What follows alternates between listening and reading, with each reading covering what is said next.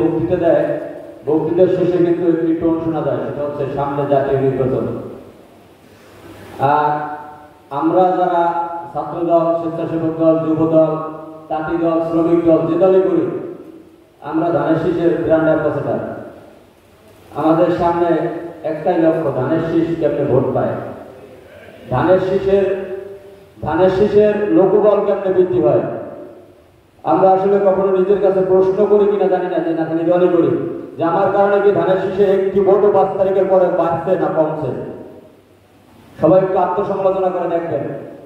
তারপরও রাজীব ভাইয়ের সাথে বুকে হাত দিয়ে বলতে পারি যে বরগুনা জেলা স্বেচ্ছাসেবক দল একটি সুশৃঙ্খল সংগঠন। আপনি গোপনে খোঁজ নিয়ে দেখবেন, বরগুনা জেলা স্বেচ্ছাসেবক দলের নামে কোথাও কোনো দুর্নাম পাবেন না, কোনো দুর্নাম নেই।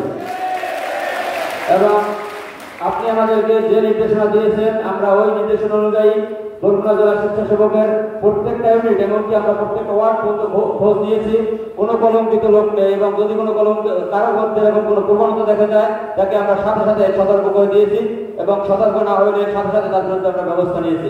এবং আপনি যে কোনো জেলায় গিয়ে গর্ব করে বলতে পারবেন যে বাংলাদেশের মধ্যে সবচেয়ে সুশৃঙ্খল সংগঠন থাকলে সেটা বরগুনা জেলা স্বেচ্ছাসেবক দল আছে।